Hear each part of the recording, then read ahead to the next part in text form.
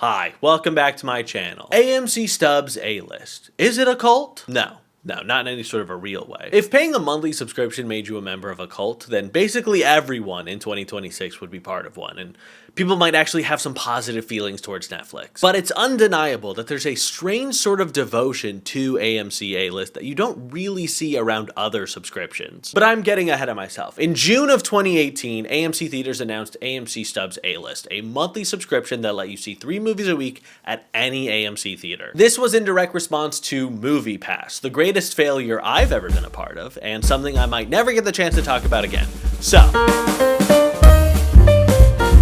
the year is 2017. I am loving Despacito, gobbling up Jack's Films coverage of the Emoji Movie, and my friend Logan just showed me this new game called Fortnite. I don't think it's got legs. MoviePass existed before this, but they just announced a new subscription where for $9.95 a month, you could see 1 movie a day, every day. Granted, this was 2017, but $10 was still less than the cost of 1 movie ticket. How can that be profitable for Frito-Lay? But then where it says Frito-Lay, I'm gonna say Movie Pass. I'm glad you asked, Jesse. Don't worry about it. In February of 2018, my birth month, they dropped the price to $7.95 per month if you get the annual subscription. My mom got me the annual plan for my birthday, and I remember her going, I'm 90% sure this isn't a scam, but if it is, please let me know, because they have my credit card information. A whole year of movies at the theater for $96. It was an outrageously good deal. And then in March, they dropped the price again with the annual subscription. How can that be profitable for Movie Pass? It simply wasn't. In 2017, the company that owns MoviePass, Helios and Matheson, lost $150 million. And in May, the company revealed in an SEC filing that it's losing $21.7 million per month on average. Because it was not profitable and they were burning money, MoviePass started implementing a couple of little hoops to jump through to use the thing that you paid for. I learned from researching for this video that I was targeted by MoviePass twice for being too active of a user. You think I'm gonna get a gift from my mom and not use it? That's my mom. She birthed me. Truly the least I can do is use the things she gets for me. The CEO of MoviePass, Mitch Lowe, called for the passwords of a small percentage of power users be changed, and I received that password email. MoviePass was also auditing users and making them take pictures of their ticket stubs to prove that they were using MoviePass to buy movie tickets. Why was I chosen to be a part of this? Beta testing new features such as this is how we learn where we can adapt our app to be safer and more effective for our members. We hope you understand that as a randomly selected participant, we rely on your help and feedback. I was not randomly selected. They did this because I love my mom, and I was a very active user. The process didn't work on many smartphone operating systems, and the service's own verification software often failed. Once again, MoviePass's famously bad customer service was also slow to reply to complaints, which meant customers weren't able to use the service they were paying for and had to buy a ticket through some other means. The biggest things I remember from the summer of MoviePass are 1, saw a lot of movies.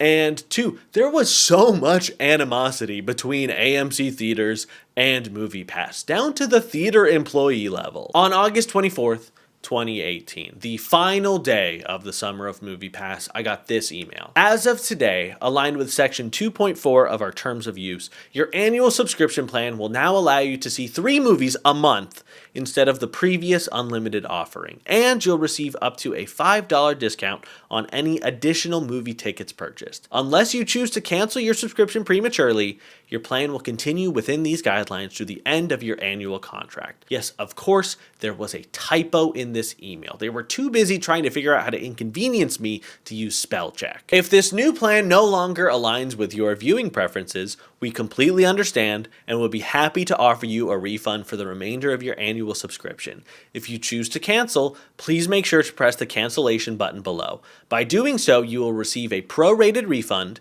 and your annual subscription will be canceled.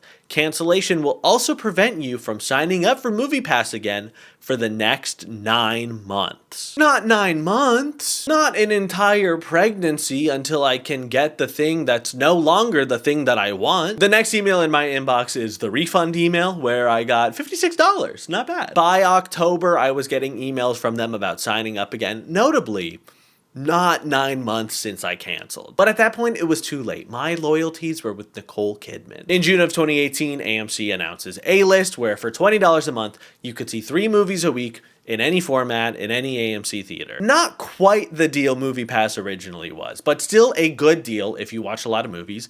And MoviePass was not reliable, nor did it seem like it was going to stick around. MoviePass shut down indefinitely in 2019, and in January of 2020, their parent company filed for bankruptcy. If only MoviePass could have held on a few more months, they would have for sure gotten some COVID bailout money, and they could have shut down the same time Quibi did. A-List has continued to exist, and depending on where you live, it's between $20 and $28 a month. I don't know if I've mentioned this before, but I live in New York, so I pay $27.99 a month for A-List, as do residents of California. In all of these states, it's $23.99, and in the rest of the continental US, it's $19.99 a month. At $28 a month, it's pretty easily my most expensive discretionary entertainment spending.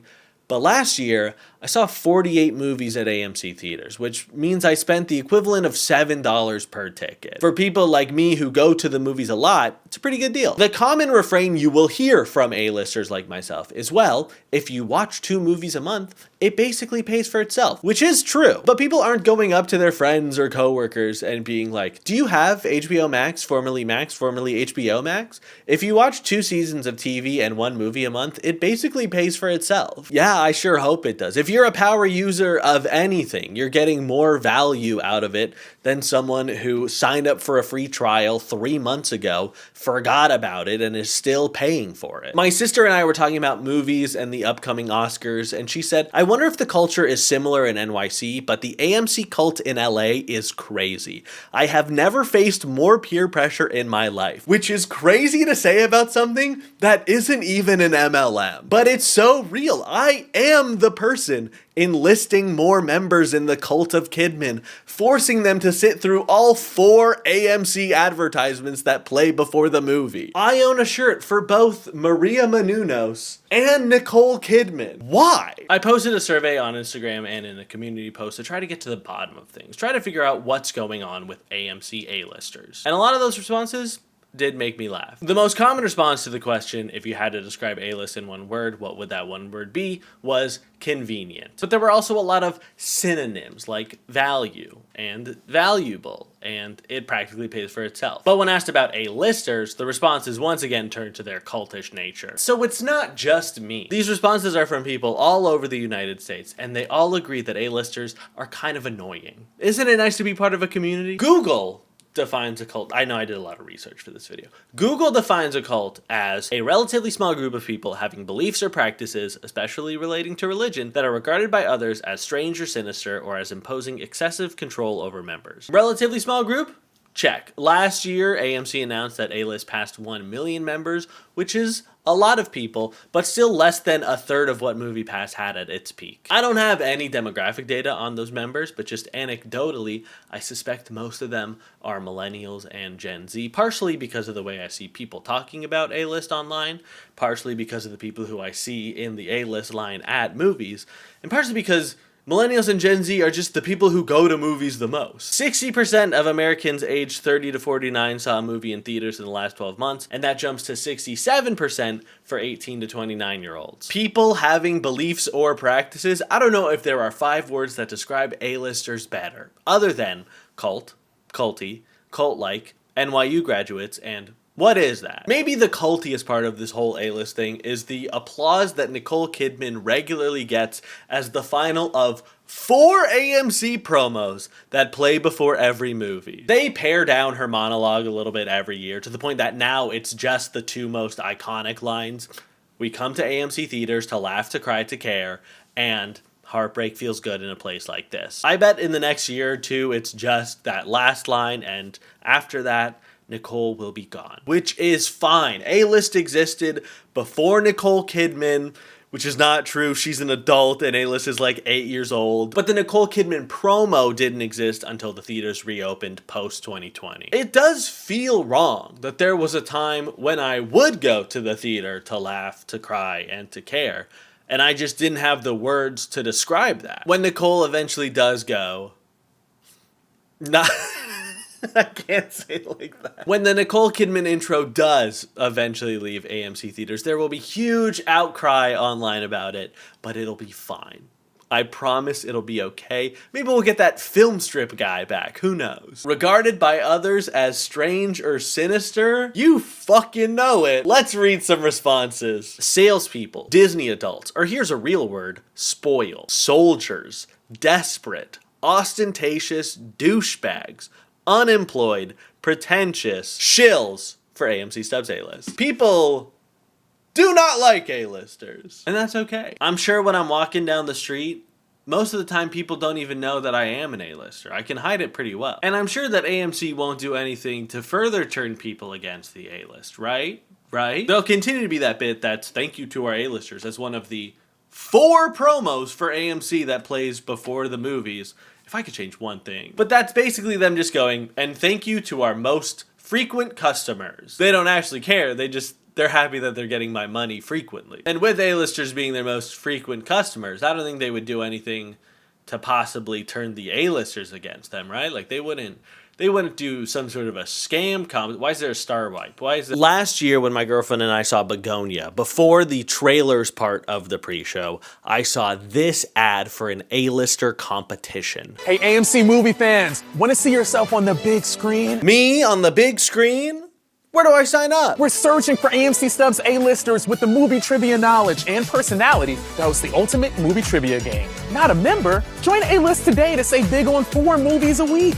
So think you got what it takes? Enter today. They don't really explain the competition at all. They're more like, hey, do you want to be on the movie screen? Then sign up for AMC Stubs A-List. But I checked online. It's a real competition. I read through their extensive list of rules, and I made a very brand-friendly video for them. Hi, my name is Harry James Miller, and I am an AMC A-Lister based in New York City. My favorite theater is the Lincoln Square 13. Seeing anything on that huge IMAX screen is incredible. I could just restate Nicole Kidman's iconic monologue, but suffice it to say, movies are important to me because people are important to me. I didn't wear a shirt with a brand name. I didn't infringe on anyone's copyrighted material. I didn't threaten to kill anyone or put any pornography in my submission. All things it explicitly says not to do. Is someone submitting those things to you, AMC? Do you want to talk about it? The submissions would be judged on 5 categories. Number 1, on-screen presence. I am on screen.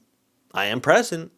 I think I'm getting all the points for that one. Number 2, movie passion. I named multiple movies in that video, something that only someone with movie passion could do. Number 3, personality and charisma. Do I even need to say the uniqueness, nerve, talent? I feel like I've got that one as well. I also feel like that one's not that different from the first category. Wow, that guy's got a great personality, and none of it came across through the camera. Number 4, creativity. I don't think anyone else has ever used a green screen before. I think I invented this. They're not using them in Project Hail Mary because they didn't know how. And number 5, fit for brand/promotional use. Again, I didn't say I'd fucking kill anyone with a big fucking knife, you fucker, so I think I'm good to go. I submitted my video before their December 17th deadline and waited and waited and waited until December 22nd. Where, per their rules, I sent an email to winnerslist@berlinproductions.com with the subject line, AMC Ultimate A-Lister Contest. I figured I didn't win because I didn't receive several calls begging me to come to California to be the next A-Lister influencer,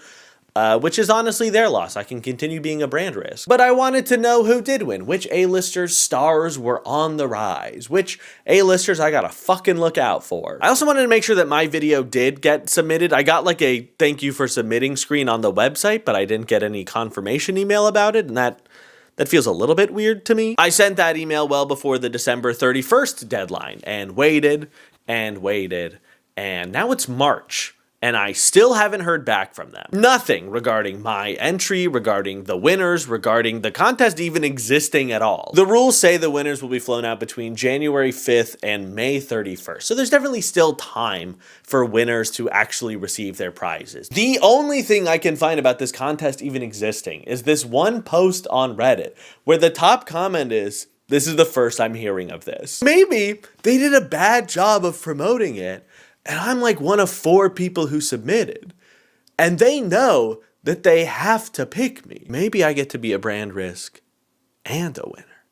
I can say whatever the fuck I want while I'm there, and AMC can't do shit about it. I can be the one to ask the most generic movie trivia questions you've ever heard. Look out, Scar. This Disney animated classic based on Hamlet stars a lion who becomes the king. Could be anything. The main reason I wanted to win this is because it's a flight someone else was paying for so that I could see my family and friends. And not even somebody, a corporation. MoviePass has never done that. MoviePass doesn't even know that I have a family. Being an A-lister already has a long list of perks, the 4 movies a week being the main one, but there's also the priority line for concessions and the waived fees for online orders and the ability to cancel reservations with no issues. But more recently, AMC's CEO announced a new perk that I think is going too far. Later this year, AMC will introduce preferred premiere seating, where we will block and reserve the best seats in the house in our theaters to be accessed first only by our A-list and our Stubs Premier members. That's the 2 VIP tiers within our Stubs program, at no added charge at AMC. We will assure the best seats in our auditoriums are held, at first anyway, for our best customers. I think this is very bad. I understand the business sense behind it. You put the best seats in a movie theater behind a subscription in the hopes that more people sign up for that subscription. I feel like more than encouraging people to sign up for A-list, this will encourage people to see movies at other movie theaters, which is fine. I have A-list and I see movies not at AMC sometimes too. Movies are supposed to be for everybody. They're supposed to be for the masses, not just for people who've signed up for your subscription service. All the other perks that A-list does are, I think, fine and great. And if A-list went back to just being you get to see the 4 movies a week and that's it, it would still be extremely valuable to me. But you're just not gonna get a family of 4 who sees a couple movies a year to sign up for A-list. This is just gonna make them not want to go to AMC theaters when they see their couple of movies. Despite its flaws and the semi-annoying culture around AMC A-list, I still think it is a good thing. I love a movie night in with friends, but gathering a group of people and going out to the movies and whispering through the trailers and laughing and crying and having an emotional experience with an audience is an irreplaceable feeling. And getting people out to the theater more often and seeing movies that they might not take a chance on without A-list is also a good thing. I wish AMC did more to encourage people to be in community before and after the movie, but being a place where people gather and share an experience in 2026 is a good thing. Streaming services will never be able to replace the feeling of seeing Sinners in IMAX or Zootopia 2 in IMAX, not because they can't show those movies, but because 150 people don't fit in my living room. When K-pop Demon Hunters became a smashing success, one of the first things people wanted was to be able to see it in a movie theater. That's where the movies belong. It's a good thing Warner Brothers is being sold to Netflix. Oh no, it's not. It's getting sold to Paramount. Yippee! Me living in New York City definitely plays a role in this, but it feels like as a part of pop culture, movies are back in a way that they weren't for a little bit. Part of that is A-list culture. Part of that is the continuing popularity of Letterboxd. Part of it is that 2025 was just a good year for movies. Part of that is that people were arguing over the Oscars for so long. Part of it is how much one comment from Timothée Chalamet inspired 2 weeks of discourse? Really? As always, the only person I listen to on pop culture issues like these is Monet Exchange. So let's see where I land. As someone from the opera world, opera is very gatekeepy, and it is they think that only rich white people like opera, which is not true. So I think he's speaking of it's a dying art form that way. People in urban areas and urban communities and inner city people don't feel like they can go to opera because it's not for them, and opera is dying, y'all. People these companies cannot afford. So many opera houses have closed in the past 3 years in America. You would gag at how many. So he's not wrong. Brilliant. A perfect response as always. There's more to watch online than ever before, and with algorithms fracturing people into more and more niche communities and content, it feels like movies can be a little bit of monoculture that just can't exist online. I'm sure I will only continue to feel this way as 2026 brings Dune 3, which should be styled like Mithrigan, The Odyssey, a new Spider-Man movie, a new Avengers movie, a new Star Wars movie, a new Hunger Games movie. Greta Gerwig finally starts breaking out of Narnia jail. Thank God. I think the movie will be good. I have yet to see Greta Gerwig make a bad movie, but I feel like she's been in that damn wardrobe for so long. There's also smaller releases that I'm excited for, like I Love Boosters, and Digger, and Coyote vs. Acme. Blame It On Me growing up in Burbank. I love the movies. If you want to go to the movies more, it doesn't really matter to me which movie subscription you use. They're all kind of the same. And like, if you go to 2 movies a month, it practically pays for itself. Thank you so much for watching this video. It does mean a lot to me. If you made it this far and you wouldn't mind leaving a like or subscribing, I would really appreciate that. Did I make this whole video because I didn't get a confirmation email from an AMC contest? Maybe. Who's to say? I do have to thank Rachel R., Harrison B., Jacob S., Riley K., Sophie R., Lauren, Theo A., Lauren K., Caroline, Abigail C., Maddie L., Sierra S., Natalie S., Bailey R., MF, Jacob S., Grace, Emily D., Dwayne, Emma S., Becky, Dolly P., Haley D., Addie, Avery H., HM, AJ, Abby, Waldemar S., Natasha, Brianna O., Jen W., Oscar E., Sienna L., Kenzie W., Sam M., Fuchsia, Michelle S., Christine S., Rebecca B., Aaron, Jenna W., Jack D., and Ada T. Thank you all for answering my survey. Thank you so much. I appreciate each and every one of you. And the 8 people who answered the survey anonymously, thank you the most. By my calculations, I'm still on pace for 15 videos in 20... It's March. Uh-oh. Again, thank you so much for watching, and hopefully I'll see you in the next one. Bye-bye!